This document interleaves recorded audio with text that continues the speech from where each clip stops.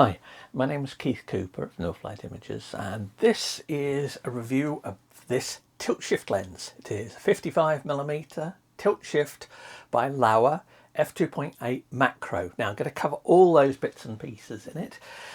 It is actually the version here I've got attached onto Fuji GFX 100S, but the lens is also available in full frame mounts, so I could have had an RF mount to use on my R5 or something like that. Now, one of the reasons I was keen on testing this with the Fuji was to see if it had the coverage for it to work on a medium format sensor. Now, small medium format sensor, 33 by 44, and also that would tell me what the performance was like on a full frame sensor. So if I'm using it on a Z series, Sony, or a Canon R series RF mount.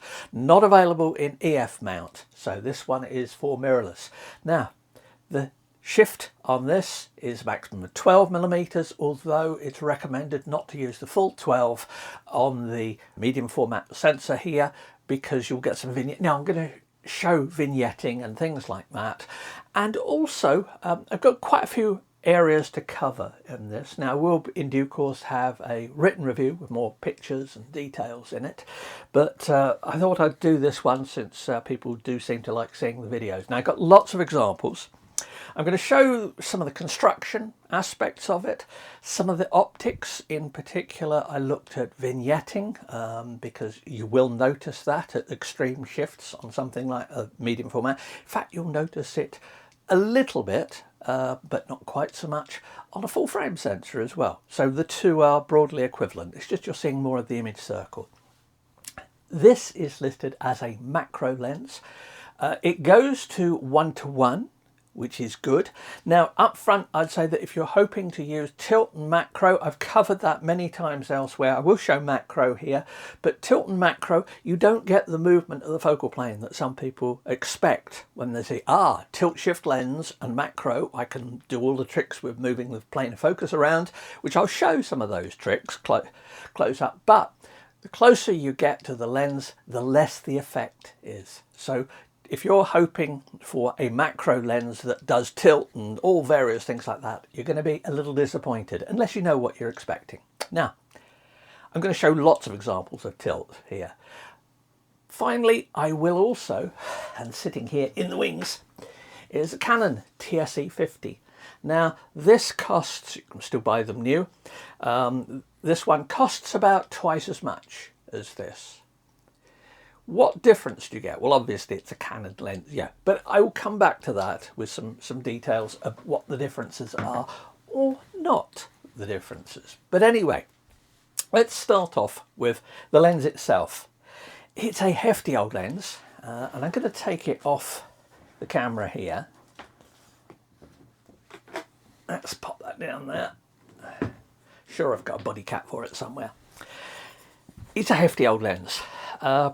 It is a plain 50mm, or sorry, let's get this right, 55mm. Doesn't make that much difference, but you know, it's a 55mm f2.8 1x macro. Now the focus throw on it is fairly good, 160 degrees or so, something like that. It focuses past infinity, so you do need to be careful with focusing. This is a fully manual lens. So there is no stop down. So when you're focusing, you are focusing at the aperture you have selected. And this goes up to f22. There are soft click stops on it at full aperture steps. If you want partial aperture, you'll just have to guess it. But there's no electronics in this. So that means that no EXIF data. Now, if you've got a really fancy lens like the Fuji 30mm tilt shift that I use, that's fully electronic, and that even tells you how much shift there is in its EXIF data. This, at less than a third the price of the 30mm Fuji lens, is entirely manual. Now that's good, but there are some caveats, which I'll come back to, some of the issues and things that I encountered with this lens. You'll notice it's got a foot on it. Now, if I stand that there, it won't stand up. But I've reversed the foot. In fact, I'm going to put it back onto here. There we go. So I can leave it standing there, and it will support itself. There we go. That's better. Anyway, tilt and shift, two separate movements. Shift is generally used for correcting perspective.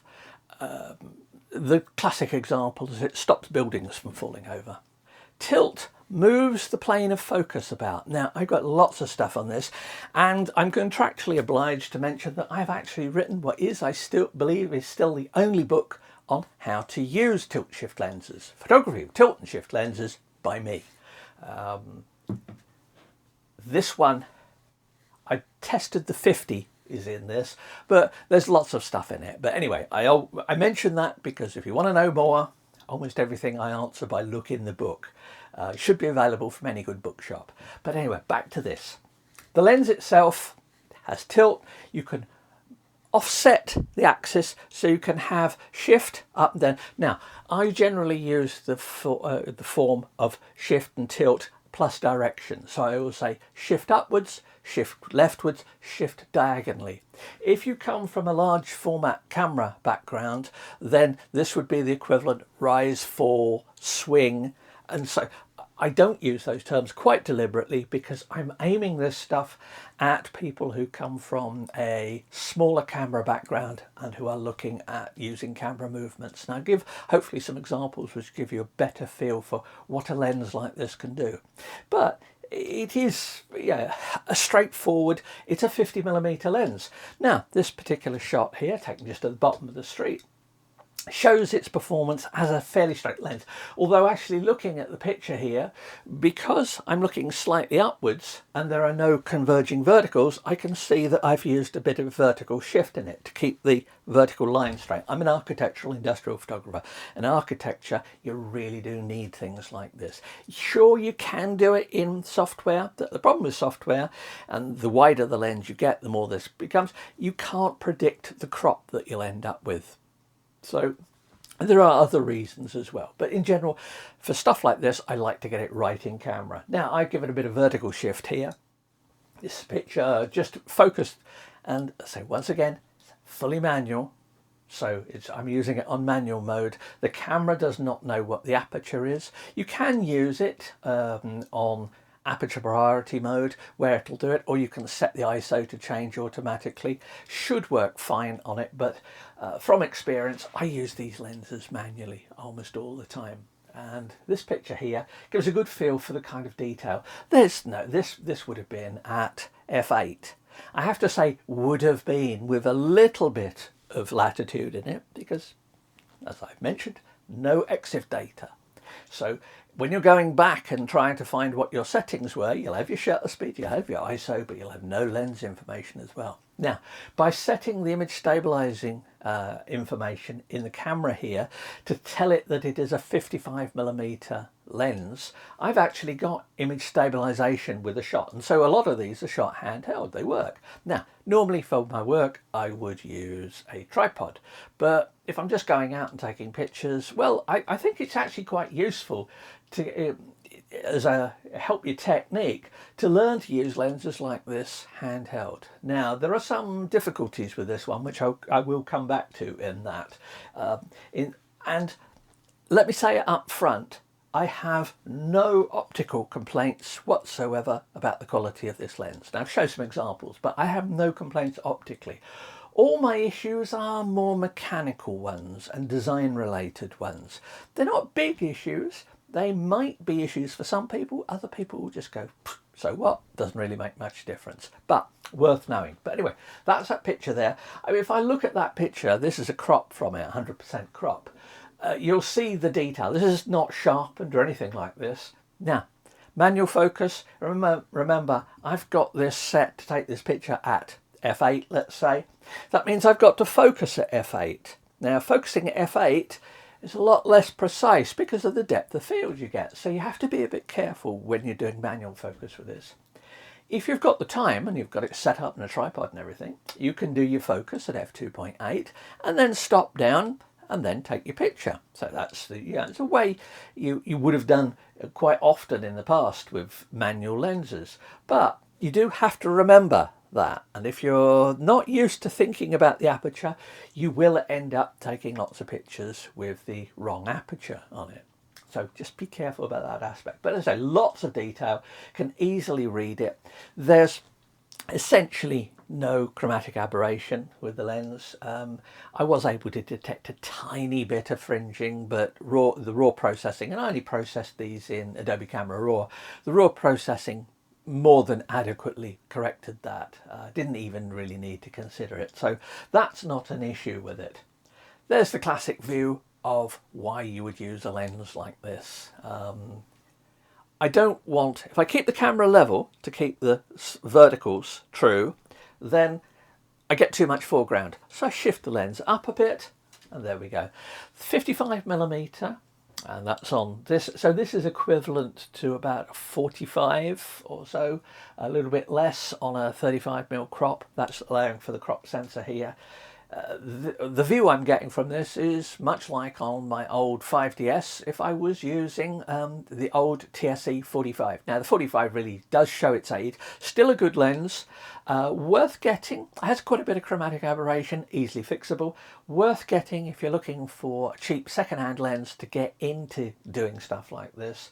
45mm, that's its 35mm equivalent field of view, and its focal length on this, say this with this lens for that.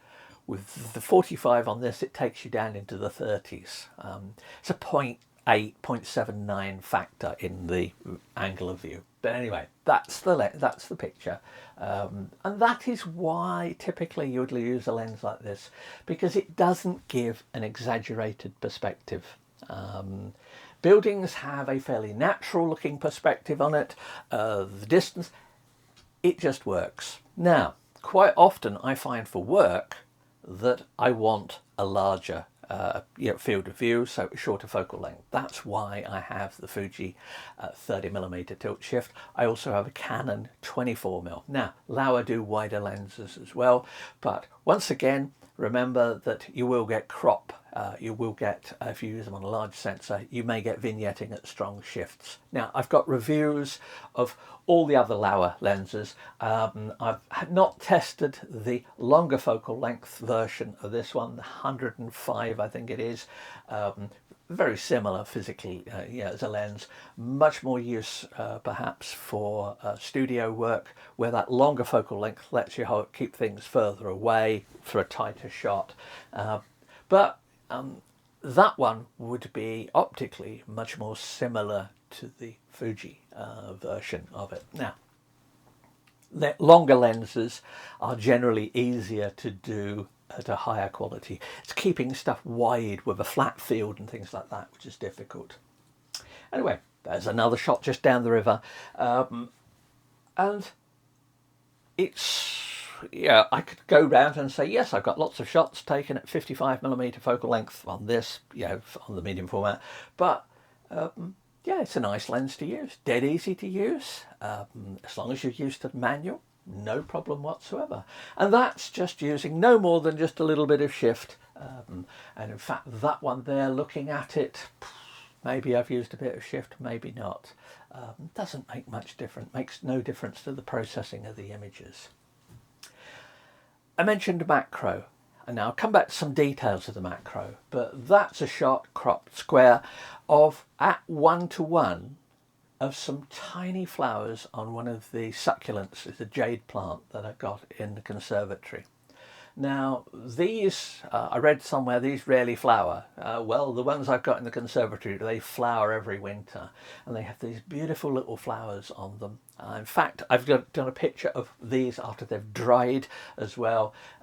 Got quite a few, and they make an excellent subject, because also the petals in them, they have tiny droplets of water appear in them, and that just catches, that's at 1:1. So I say it's cropped square from the 4:3 aspect ratio of this, but that is using, by the looks of it, f8. I say once again, by the looks of it. Now I'll show in a bit how the difference works with the macro, but with macro I'm focusing at about this distance, so it's pretty good. It's given you 1:1 macro. Now the Canon, although it says macro in the name, does not go to 1:1. So if you want macro, this is a good one. But these movements are perhaps of less use for macro photography, but there we go. Now, the back of the lens, no electronic contacts. I said it's got no electronics whatsoever. As far as the camera is concerned, there is no lens attached. And this goes for any camera. So you'll need to delve into the settings for image stabilizing and things like that to see whether you actually need to change anything. You can see in this one also the aperture blades. I think it's 14 blades. I can't remember the precise details on it, but it's a good aperture. Doesn't give very pronounced star spikes at all. Some of the Laowa lenses, they do versions in with 5-blade apertures, and those, if you want spikes on your light sources and lights and things like that, they work a treat. I personally prefer the ones with more aperture blades because I don't want prominent star spikes on every single highlight every time I'm using the lens. But at least, like I say, Laowa give you a choice in this, so check the other lenses. But if you get one, make sure to see what version it is you get, that you don't get one like this when you wanted the star spikes or vice versa. Now, it comes too with, I've got the lens cap on, the lens hood on here. It's is it metal? It feels like a metal lens hood on it, only a small lens hood. And there's a lens cap as well. Now, I have a minor niggle with the lens cap in that I've not put it here, it's somewhere else in the office. That the grip, the inside grip of it, is easy to slip your fingers off when you've got the lens hood on here, and I don't like that because it means you can hit the front element. Now, front element is flat here. You can see it's internal focusing. The lens doesn't extend at all, so it's nice like that. But it feels a hefty lens.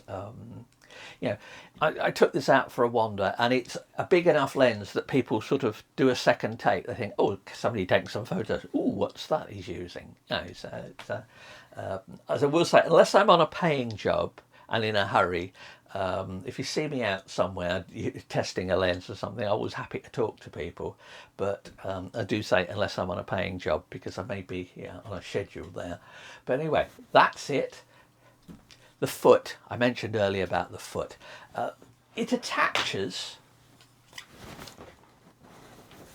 by 2 screws on here, and there is a ring that moves so that the camera can rotate, or the lens can rotate relative to the foot. Now, the foot has got an Arca type base on it, a 1/4 inch screwed thread at the bottom here, and it attaches by 2 screws. Now, these 2 screws, they're knurled, which would suggest you can finger tighten them.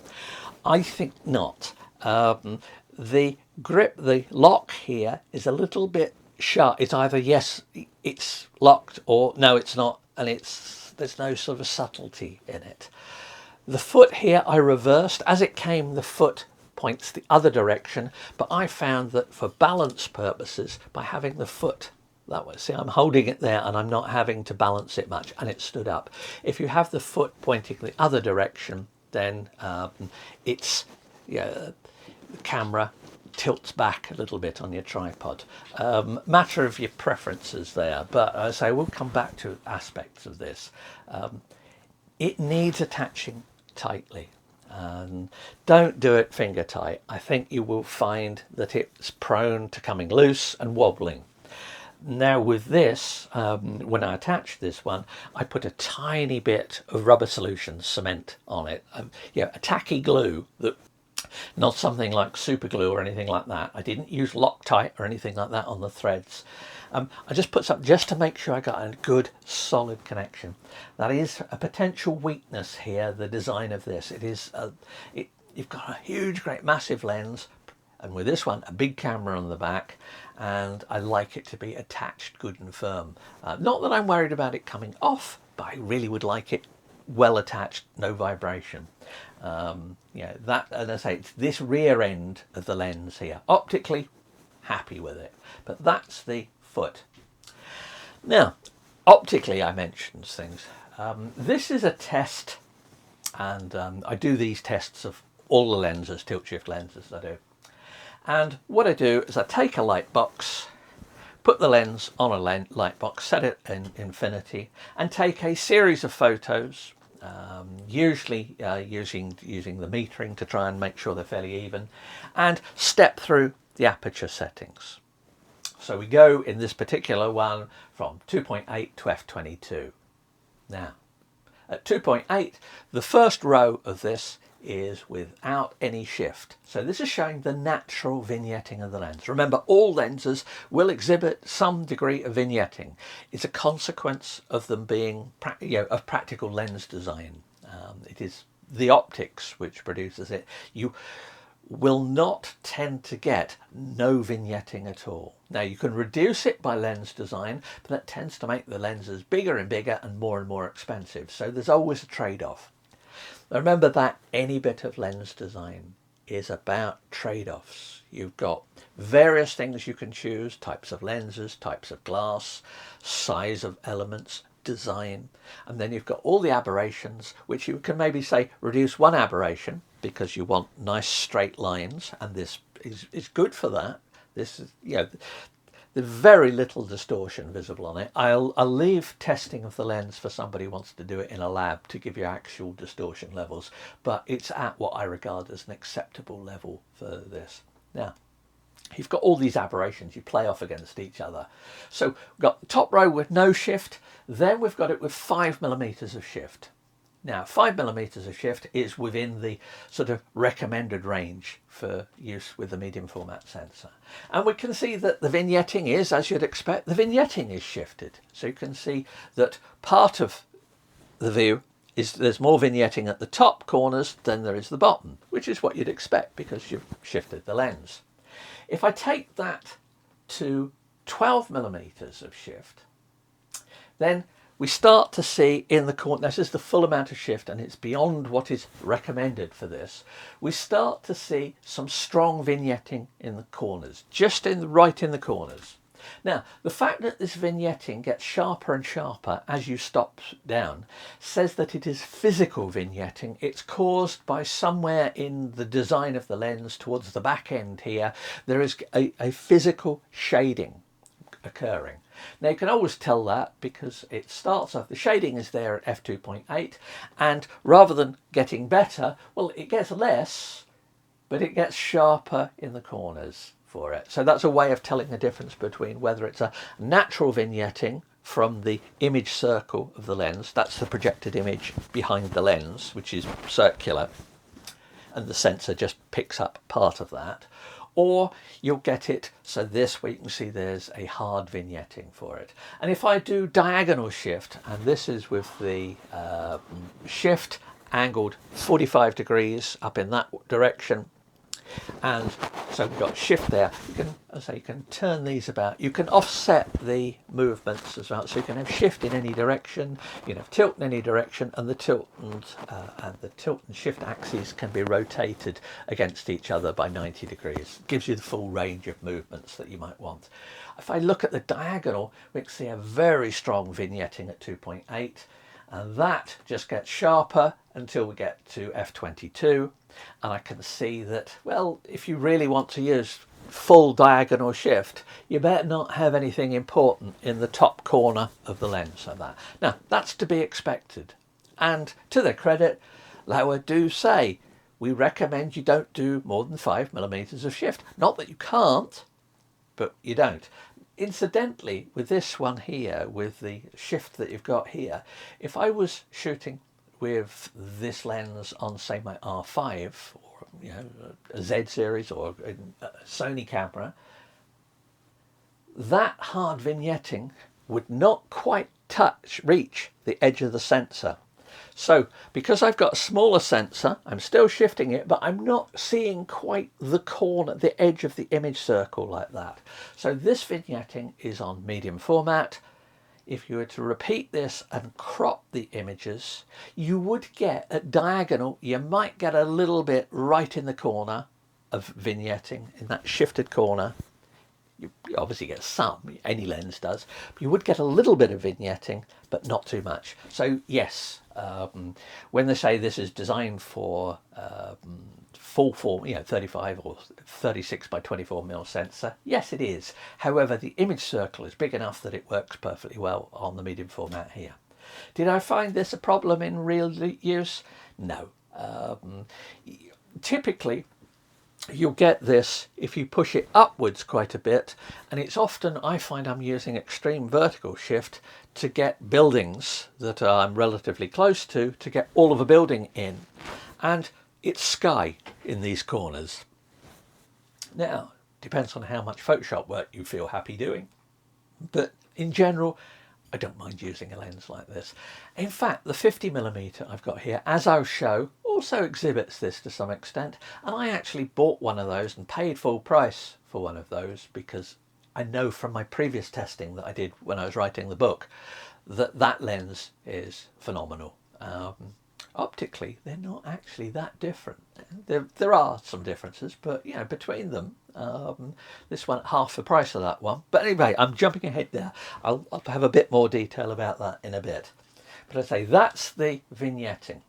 Now, I'll come back to some examples and things. This is when I was just setting it up here, just testing some pictures.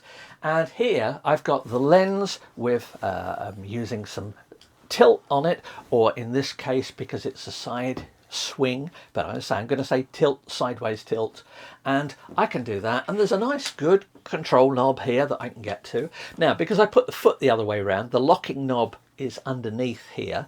You can obviously move things, but that's for tilting the lens side to side.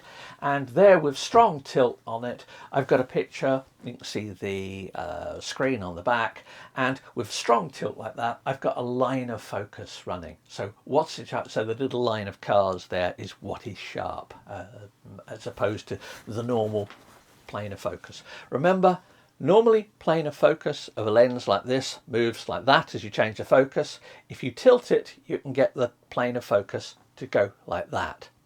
And this is what I mentioned about problems with macro, is that as you get closer to the lens, the maximum amount that plane of focus can tilt with the physical tilt of the lens becomes less and less. So that at close up, you may only be able to get about that much tilt. Take it further away, and at this distance here, I've got it running sort of like that.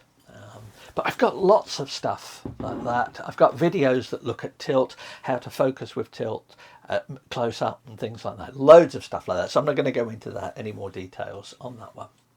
Right, let's go to macro, since I mentioned some of the issues. And this is straight macro. This is not using any tilt or anything on it. That is one of those little flowers. And that's taken at f2.8. Now I include this also to give you a feel for what out of focus looks like on this lens. It's not unduly busy or anything like that. It doesn't cause any issues whatsoever from my point of view. Now that was at f2.8. If I take it to f4, you can see we've got a little bit more depth of field, still not much. The out focus areas are looking a little sharper, but yes, it looks reasonable. I say it looks reasonable. People have their own opinions about what looks good in out of focus areas. I cannot honestly care that much most of the time about it.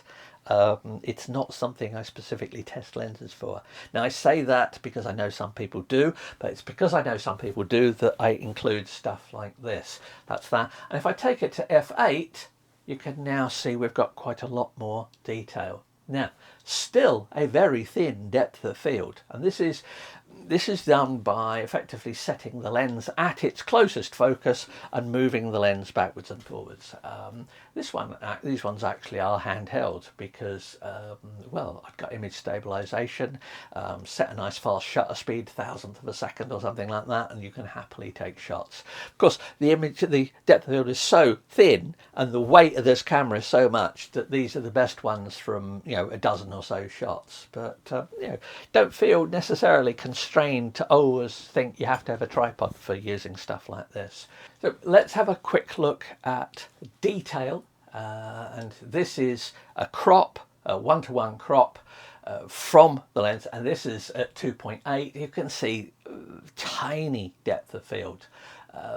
the water droplet there is giving reflections of the room that's in. And now that's at 2.8. There we go, up to 4 and up to 8. And you can see more of it. Now the detail we're getting here, and the same remember this is a 1-to-1, we're getting details of the cell structures in the flower parts. Fascinating little flowers these are, and yeah, when they develop seeds and things on it. But that's what macros are. It's a more than competent macro lens, 1-to-1.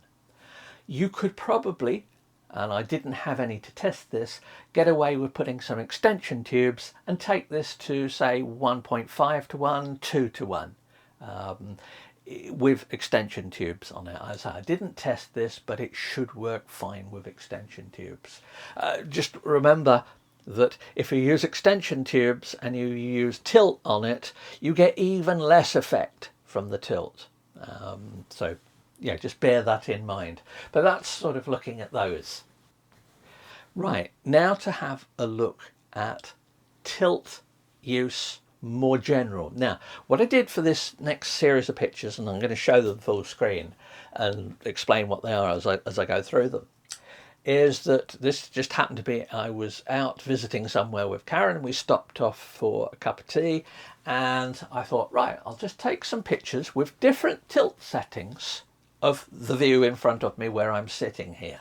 Now, with this, I've done all sorts of things. I've got the picture, and then I'll follow it by the by one with a hint on it, with arrows drawn in, pointing out where the plane of focus. This sequence gives you a nice feel for how much you can just throw the plane of focus all over the place. Now, I've shot these f2.8 to try and make it more visible.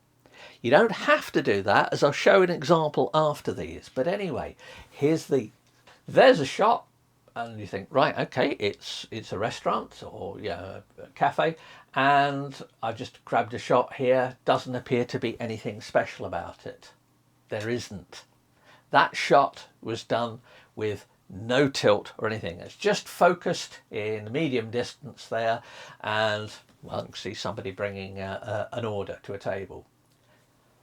Now to try adding some tilt. Oh, there we go. Now, the tilt. Where have I got? What axis have I got? Remember, you can move these around. There is no EXIF data. Just to say it once more, there's no EXIF data telling you how much tilt there is. So this is sort of done through the viewfinder. If I look at that one, where's the plane of focus? Well, look for the sharp bits in the image. And that is where the plane of focus runs. It was running off to the left of me into the distance, and it was tilt to the left.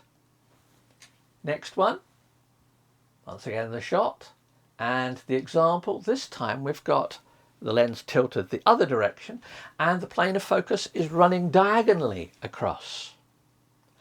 Now another one, by shooting these at f2.8 you can actually see the outer focus areas quite nicely. If I go to the version where I put in, you can see where the plane of focus runs. The plane of focus, when you set your tilt, that effectively sets how far away from where the camera is the plane of focus goes past you if you've got the lens at infinity. As you change the focus setting of the lens, it doesn't change the focus distance as such, it swings the plane around. Now, I've got videos that cover this and aspects of this if you're curious about it. But another one, and I look at this and I think, okay, yeah, this one, the sharpness is across the middle. And yep, sure enough it is. I've got the plane of focus. I've tilted the lens upwards, and the plane of focus is coming down from above my head, running through the scene. I'm sitting quite low in a chair here. Now we look at that one. And, well, it seems to be, once again, this time it's running across. Now, these really are quite tricky to show. I'm showing just this set, there's only a few more of them. I'm showing this set of pictures as much as anything to try and give you a feel for how just using the plane of focus, moving the plane of focus changes a picture. There's no real substitute to actually going out and trying this with a real lens to get the hang of it. Shift, I've always found, I do teaching for stuff like this. Yeah, I do bespoke training as well, using lenses like this, but Shift is the one that people go, oh yeah, I see how that works. Tilt really takes some people a lot more difficulty in seeing what tilt is doing. So examples like this can just give you a vague idea of what's actually happening here. So another shot here looking across, where's that plane of focus? Oh, well, yep, it's pretty much horizontal. That means that I've got a strong tilt and the plane of and the focus setting set to infinity, so effectively the plane of focus just runs out in front of me. Just one last one. Now if I look down here, the real giveaway is to look at the base of the glass there. You can see that's in focus, you can see some of the cutlery is in focus, but if you look at the top of the glass is out of focus. So the plane of focus is below me, I've tilted the lens down, and I've got the plane of focus running out across into the distance. In fact, the plane of focus is going upwards slightly, so the plane of focus doesn't actually hit any of the more distant parts of the image. Useful things like this, if you're in studio use and you're taking photographs of, say, plates or something like that, a bit of tilt downwards like that, run the plane of focus along things. It means you can take pictures of flat things and control where the focus is. But anyway, that's some fairly extreme examples of tilt, and as much as anything to give you an idea of what you can do with tilt, and you can do an awful lot with it. I find using tilt is much more a conscious decision than using shift. Shift, I've got it almost automatic. I look at an image, a scene, camera's level, I then do my composition, I'm pointing the right, I then move the lens up or down to get it. You can of course take multiple shots, so one shot like that with the lens, one shot like that with the lens, or in this instance, because we've got the base here, one with the camera shifted up, one with the camera shifted down, it reverses things. And I can do a flat stitch of them and I can get a bigger image. So I can do pictures like this with this one here, and I can take larger images at higher megapixels, just a simple stitch in Photoshop. Right, now a more practical example of tilt, more closely related to something I might do in my job as an architectural photographer. If I want to emphasize these columns and the roof, I can focus on, let's say, the mid column or something like that, focus on that, take a photo, it'll be sharp. The closer one, well, I may need to reduce the aperture more. This was at f8, and the far one should be sharp enough. The detail in the roof should be sharp enough. Now if I look at that, yeah, that's fine. Now this is really quite tricky to show examples of this in a way that works, because when I'm actually using tilt, I don't want it to show that I've used tilt. I don't want it to look like those shots in the restaurant where it's obvious I've just got plane of focus doing something. I want the picture to emphasize things I want it to do. So in this one, I've focused on, let's say, the middle one here, and at f8, the nearby column is perhaps not quite as sharp as I might like. I could perhaps go to a smaller aperture. But yeah, I'm going to start getting diffraction and things like that, which I'm assuming if I'm using a camera like this with 100 megapixels, I'm using it for a reason and I want high quality pictures. I mean, sometimes clients don't want them anything more than thumbnail sized, which when you've gone out and taken stuff with something like this, you think, well, thank you very much. I wish you'd have said that beforehand, because I might not have taken quite such heavy gear with me. But anyway, that's a shot there. But see the detail in the background, because of the aperture I've used, I've got quite a lot of detail in the background here. And that sharp detail in the background comes from using the depth of field to try and get all three columns in focus. Now you can play around with it, you can adjust it and do things like that and get what you like. Or with this, I can just swing the lens, tilt the lens to the left. Plane of focus will run down beside me. Now, the amount I do it, as I say, I've got tables that cover things like that are discussed in the book and the likes. Now, I then use the focus setting to move the plane of focus until the plane of focus runs along those columns. Now, what difference does that make? It means I can use a smaller aperture. And here I'm using a smaller aperture. And now the background is not as sharp. Now this one here, if I was doing this was done while I was out and out testing, so I did not spend a long while setting this one up. This is one of those ones that if I was doing it on a job, yes, I would be using a tripod and I would be measuring things so I knew where the plane of focus was running. But by controlling this, I can use a smaller aperture. I can still get things sharp, the columns that I want, but I lose a little bit of detail in that background, which makes the columns stand out more. Now, it's not often I get examples that fit with how I can use tilt in my actual work, but that's one of them. But anyway, back to the lens itself. What did I think of it? Optically, superb.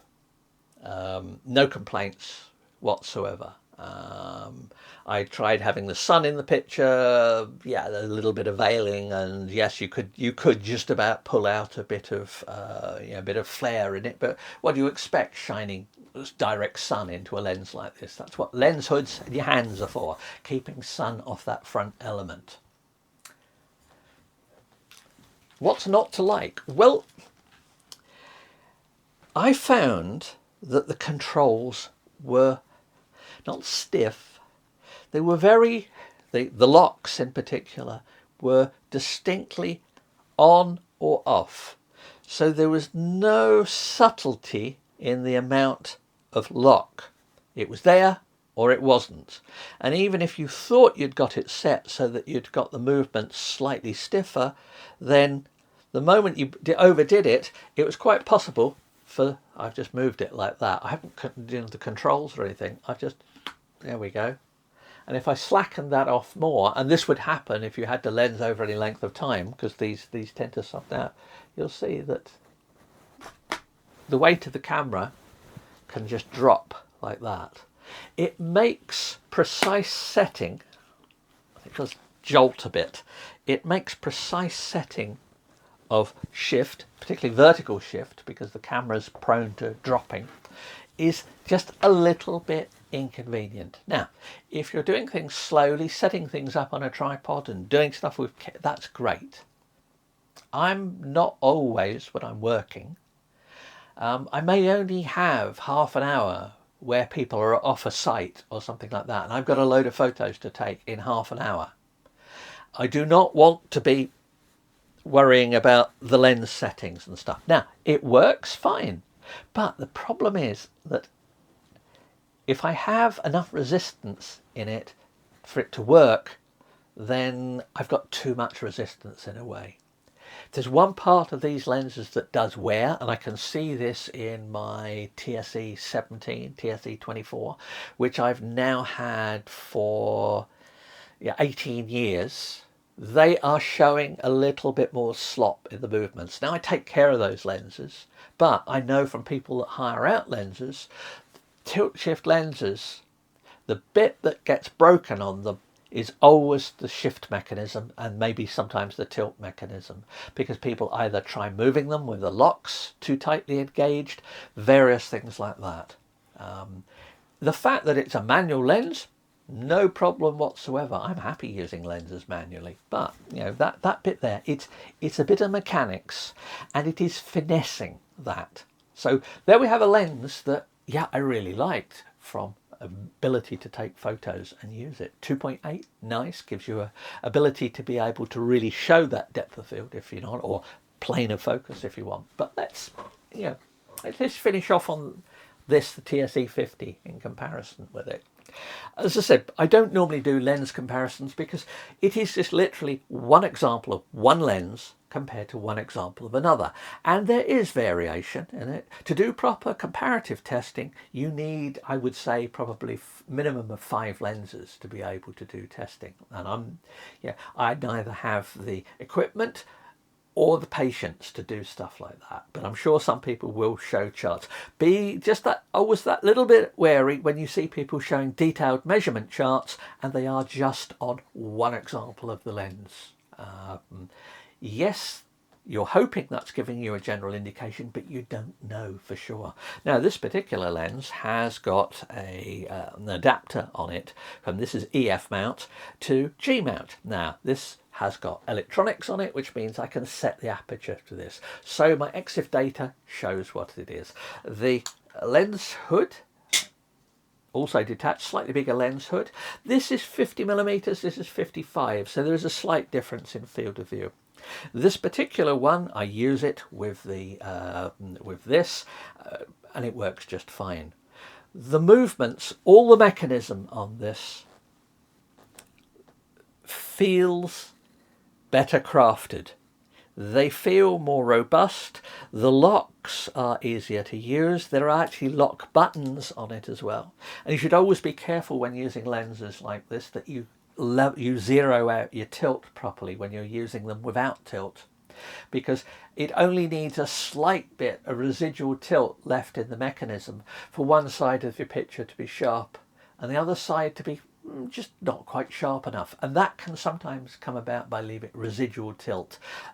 More noticeable I find in a wider angle lenses to see it than this, but this one got a nice good solid knob on there for tilt. This one's got a huge great one for that. There's also a largish one for the shift. It's about mechanics.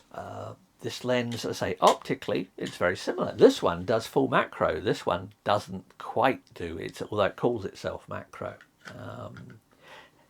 The lens cap also has little grooves on the center section here, which make it much easier to fit, so it doesn't risk going on the lens. There are also, have a look, I've got detailed review of this. I think it predates me making videos, so I haven't got the detailed video review. I have got a video looking at using this on that, but the real thing is, that is over £2,000. This is just around about £1,000. What difference do you get? Well, obviously I can use this one perfectly well on my R5 as well, where it works very well. In fact, I do use it on the R5 for certain types of specialised verified view photography, where I need to know the focal length and all the details. There's a certain type of technical architectural photography I do for planning purposes and things like that, which is one of the reasons why I did get a second-hand R5. I've used the 5DS for this for years, but I got this to go with that, and I use that for that sort of photography. But it just so happens that it works well on this one as well. And as an example on it, and there's the two of them together, go back to the vignetting, what example I showed earlier. As you can see, there's a diagonal shift and a strong shift. There is some vignetting, some hard vignetting that is more emphasized at f22. So that's caused by physical vignetting inside the lens. If I go to the equivalent for the TSE 50 used on this, we can see that yes, there is the normal vignetting with 5mm of shift. Yes, we get it quickly vignette. By the time 2, 8, 4, 5, 6, by the time you get to f8 on both of these lenses, the normal vignetting is much reduced. Go to 11 and it's almost gone with some shift. If I do it with 12mm of shift, yes, there is a bit more vignetting in the top corners, but on the 50mm here, and this could as much be partly due to the fact this is a slightly shorter focal length, on the 50mm here, I don't know why, different lens designs, different criteria, I can see that there is a bit of vignetting, but it drops off as I stop down. So if I go to f16 on absolute full shift on this, I can get rid of most of that. It's just a tiny little effect in the corners. Even on diagonal, which is the crunch test, which always shows you problems with lenses, we can see that there it does get sharper as we go across, so we can see at diagonal full shift we're getting a tiny bit of physical vignetting in this somewhere in it. And remember, the lens was designed for use on the 35mm sensor. This particular one goes back a few years, not, you know, because Canon and Nikon still haven't got their act together and produced tilt shift lenses for the RF and Z mount systems. Come on, you know, I really would like to have a look at what you can do. Come on, Canon, come on, Nikon, let's see what you can do. Fujifilm have got some excellent lenses. I'm waiting to see whether they bring out one of broadly similar focal length to this myself. But in terms of usefulness, if you're doing extreme more shift on it, then this one gives you a slightly wider angle and at extreme shift behaves a bit better than this one. But if you're just generally worried about the optical quality of it, save yourself £1,000 and get one of these. As I say, physically, the movements and everything of this are smoother, feel better engineered. So they should be for 2.5 times the cost. These are difficult to find second-hand, by the way. People who buy these buy them because they want them and don't tend to get rid of them. Yeah, always worth keeping an eye out for stuff. But that, Laowa, thank you for sending it to me. Really appreciated it. If I hadn't got this, would I seriously consider this? Yes. I would like to see some attention, though, to the actual movement section here, the tightness of the movements, the precision in the rack movements and how it's all geared and things like that. But other than that, you know, optically excellent lens. Thank you very much if you've made it through to the end of this one. It's been a longer review than I thought it might be. I hope there's been stuff of use for it. Please do ask questions. I do welcome questions. I've got the lens here for at least another day or two till it goes back. And yeah, if you want to know more, obligatory plug for the book. Thanks for watching. Bye.